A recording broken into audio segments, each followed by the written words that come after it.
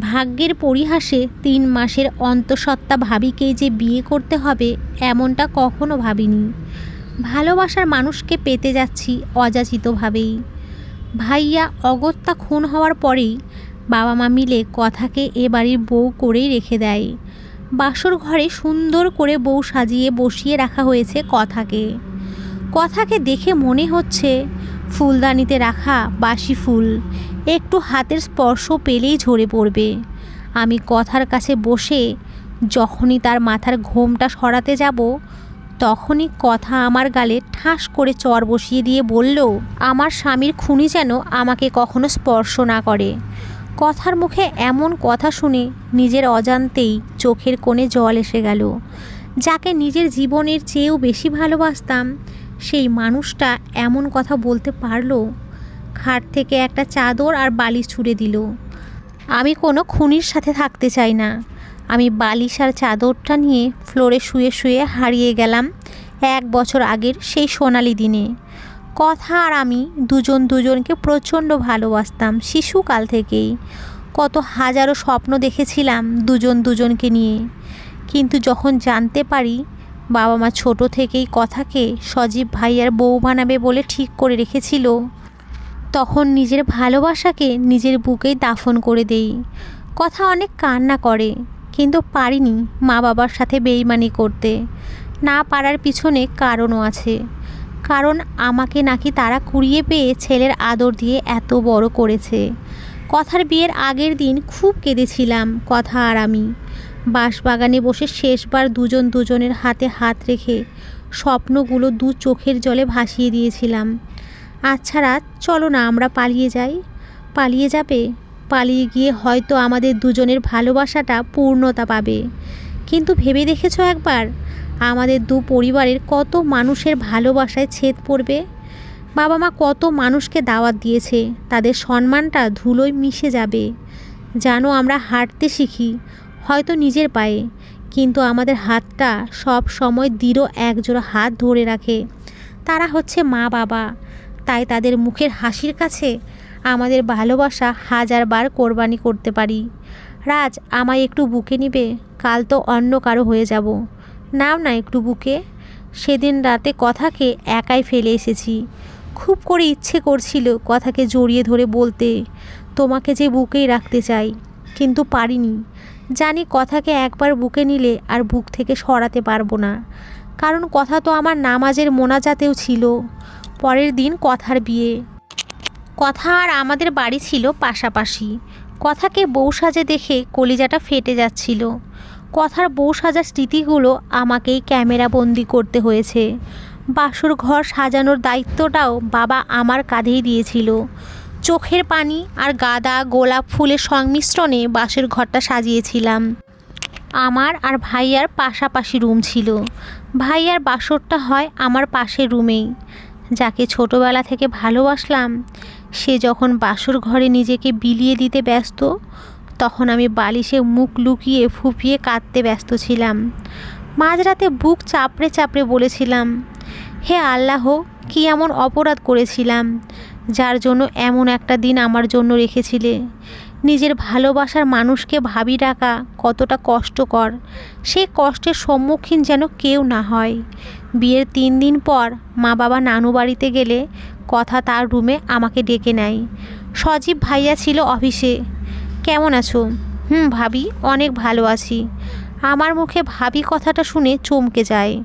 কারণ যে মুখে সবসময় কলিজার টুকরা রাখতাম, আজ সেই মুখেই ভাবি বলে ডাকলাম। রাজ, প্লিজ ভাবি ডেকো না। তোমার মুখের ভাবি ডাকটা ঠিক আমার কলিজার ভেতরে লেগেছে। প্লিজ ভাবি, এসব বলবেন না। আচ্ছা, এসব বাদ দাও। সত্যিই কি ভালো আছো তুমি? আমার জন্য কি তোমার মন একটুও কাঁদে না? কত স্বপ্ন দেখেছিলাম দুজনকে নিয়ে। ভাবি প্লিজ থামবে? কিছু বলার থাকলে বলো। আমি বাসর রাতে সজীবকে স্বামীর অধিকার দেইনি। মানে কি বলছো এসব? সত্যি বলছি। আমি সিদ্ধান্ত নিয়েছি আমাদের পথের কাঁটা সজীবকে বিষ খাইয়ে মেরে ফেলতে চাই।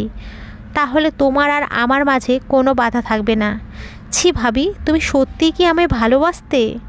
আমাকে ভালোবাসলে তুমি এমন কথা কখনো বলতে পারতে না। কি করব? আমি যে আর পারছি না, তোমাকে ছাড়া বাঁচবো না। সত্যি আমাকে তুমি তোমার বুকে টেনে নাও। ভাবি প্লিজ এসব কিছু বলো না। আচ্ছা আমি যে তোমার ভাইয়ার বউ, তোমার কষ্ট হয় না? তোমার কি আমাকে পেতে মন চায় না? আমার মন প্রাণ সব যে তোমায় দিয়ে দিয়েছি। কি বলছো? থামবে ভাবি তুমি? হঠাৎ ভাইয়া রুমে এসে বলতে লাগলো, কিরে আমার অবর্তমানে তোরা দেবর ভাবি কি সলা পরামর্শ করিস? ভাবি অকপটে চোখের পানি মুছে নিল। ভাইয়া রুমে এসেই ভাবির হাতে একটা প্যাকেট ধরিয়ে দিয়ে বলল, এটা তোমার জন্য। আমি উঠে চলেই যাচ্ছিলাম। ভাইয়া ডেকে আমার হাতে একটা চাবি ধরিয়ে দিয়ে বলল, বাহিরে দাঁড় করানো আছে, তোর পছন্দ না হলে বলিস। আমি বাহিরে তাকিয়ে দেখি বাহিরে একটা বাইক দাঁড় করানো। জানালার পাশ দিয়ে যেতেই দেখলাম কথা আমার দিকে চেয়েই ভাইয়াকে জড়িয়ে ধরলো। তোমার হঠাৎ কি হলো? যে মেয়েটা বাসর রাতে আমাকে স্পর্শ করতে দিল না, সে মানুষটাই আজ আমায় জড়িয়ে ধরলো? নাকি শাড়িটা পছন্দ হয়েছে? নীল পাড়ের তাঁতের শাড়ি। বেশ পছন্দ হয়েছে। কথার বেশ শব্দটা একদম হৃদয়ে এসে নাড়া দিল। বুঝতেই পারলাম কথা আমাকে দেখানোর জন্যই ভাইয়াকে জড়িয়ে ধরেছে। দিনগুলি ভালোই কাটতেছিল। দুপুরবেলায় ঝুম করে বৃষ্টি নামলো। কথা আমার রুমে এসে দরজা লাগিয়ে দিল। কি ব্যাপার ভাবি, দরজা লাগিয়ে দিলেন কেন? জানো না কী জন্য লাগিয়ে দিয়েছি? ভাবি এভাবে কেউ দেখলে কেলেঙ্কারি হয়ে যাবে। আমি আমার ভাইকে নিজের জীবনের চেয়েও বেশি ভালোবাসি। ভাবি প্লিজ পাগলামি করো না, সব আস্তে আস্তে ঠিক হয়ে যাবে। তুমি যদি আর একটাবার কথা বলো তাহলে আমি সবাইকে বলবো তুমি জোর করে রুমের দরজা লাগিয়ে দিয়ে আমার সাথে অসভ্যতামি করতে চেয়েছো। আমার হাত পা ভয়ে জড়সড় হয়ে আসছে। কাঁপা কাঁপা গলায় বললাম, ভাবি প্লিজ এমন কিচ্ছু করো না। কেউ কিচ্ছু জানবে না, তবে আজ আমি যা চাইবো তা দিতে হবে। কথাটা বলেই চেপে ধরলো হাতখানা। হঠাৎ দরজার ওপাশ থেকে ভাইয়া দরজা নক করছে। ভাইয়া এভাবে দেখলে হয়তো মরেই যাবে। দরজা নক করতেই ভাবি আমাকে ধাক্কা দিয়ে খাটের নিচে ঢুকিয়ে দিল। ভাবি স্বাভাবিক হয়ে দরজা খুললেই ভাইয়াকে জড়িয়ে ধরলো। কী করছিলি এতক্ষণ দরজা বন্ধ করে? সারপ্রাইজ দিলাম। তাই বুঝি? সারপ্রাইজ দিলে যে দুষ্টুমি করতে হয়, এই না কাছে আসবে না। কিন্তু এই বলে ভাইয়াকে নিয়ে খাটের উপরে পড়ে গেল ভাবি। জানি না কেন এত কষ্ট হচ্ছে। এই দুষ্টু যাও ফ্রেশ হয়ে এসো। আচ্ছা যাচ্ছি। ভাইয়া চলে গেল। ভাবি আমাকে খাটের নিচ থেকে বের করে বলে, রাজ তোমার হিংসা হয় না? তোমারই সামনে তোমার গার্লফ্রেন্ডকে অন্যজন আদর করে। আপনি আমার ভালোবাসার মানুষ নন, আপনি এখন আমার ভাবি। কথাটা বলে রুম থেকে বেরিয়ে পড়লাম। এরপর আস্তে আস্তে ভাবি ভাইয়াকে মেনে নেয়। হঠাৎ একদিন জানতে পারলাম ভাবি প্রেগনেন্ট। সেদিন ভাবিকে একটা শাড়ি গিফট করেছিলাম। ভাবি আড়ালে ডেকে নিয়ে ক্ষমা চেয়েছে তার কৃতকর্মের জন্য। সাথে এও বলেছে সবার ভালোবাসা পূর্ণতা পায় না। তুমি আমার কাকাতো বোন জিরিনকে বিয়ে করে নাও। মেয়েটা তোমাকে বড্ড বেশি ভালোবাসে।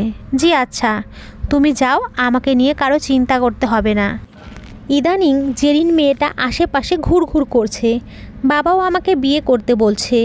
বাবার কথা আমি কখনো ফেলতে পারি না, তাই বাবাকে বলেছি তোমরা যা ভালো মনে করো তাই করো। কিন্তু হঠাৎ একদিন আমার লেখা ডায়েরিটা খুঁজে পাচ্ছিলাম না। ডায়েরিটা কে নিল? ডায়েরিটা অন্য কারো হাতে পড়লে সর্বনাশ। কারণ ডায়েরিটা যে কথাকে নিয়ে হাজারো স্মৃতিতে পরিপূর্ণ। ডায়েরিটা হারানোর দিন 10 পরেই আমি একটু শহরে যাই। পরের দিন সকালে বাড়ি ফিরে যা দেখি তা দেখার জন্য প্রস্তুত ছিলাম না। ভাইয়াকে কে যেন গত রাতে মেরে নদীর ধারে ফেলে রেখেছিল। সকালে লাশ নিয়ে আসে।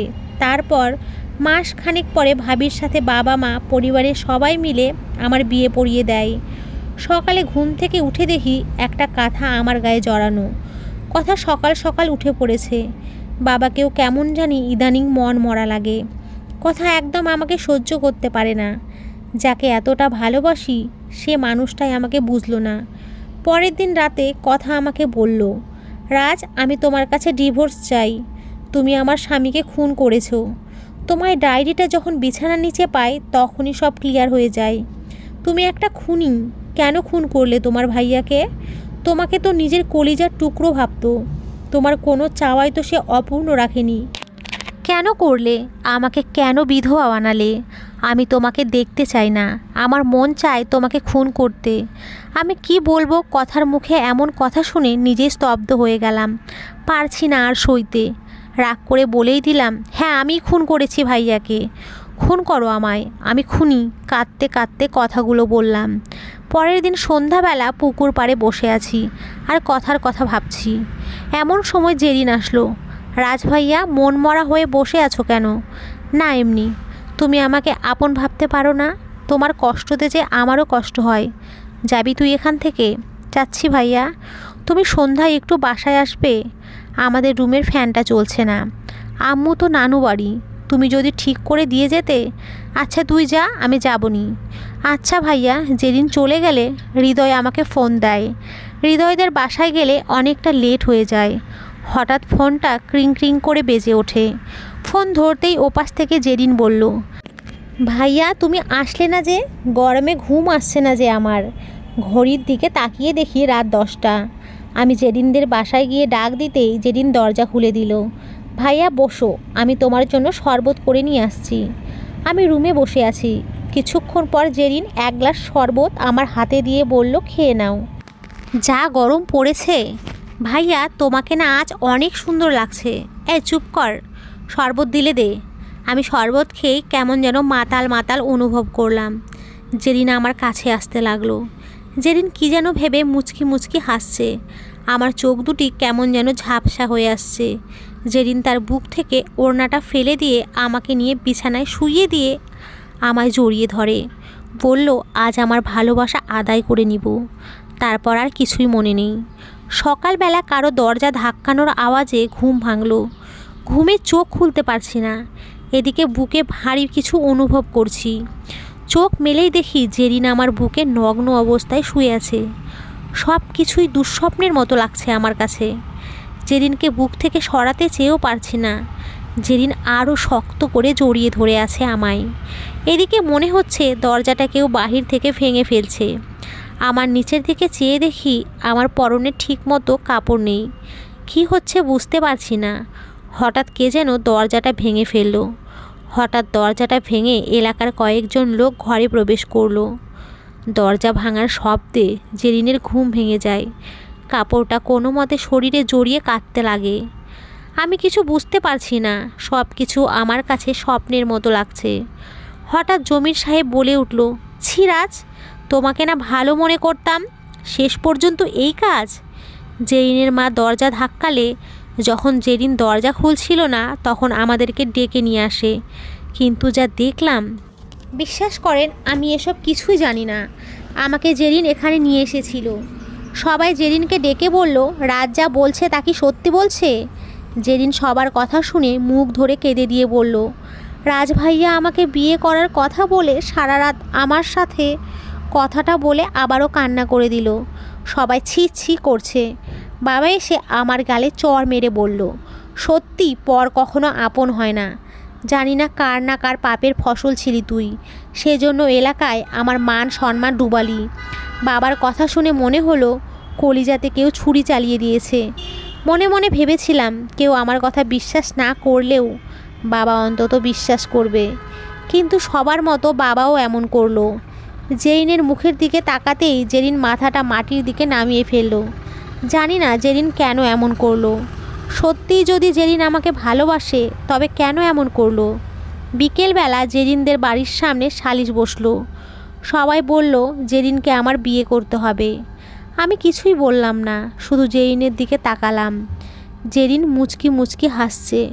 সামনের শুক্রবারে জেরিন আর আমার বিয়ে। বাসায় আসতেই দেখি কথা অন্যদিকে মুখ করে বসে আছে। কথার দিকে তাকানোর সাহস পাচ্ছি না। রাত প্রায় 9টা। একা একা জানালার ধারে বসে আছি। কথাকে দেখলাম আজ খুব সুন্দর করে সেজেছে।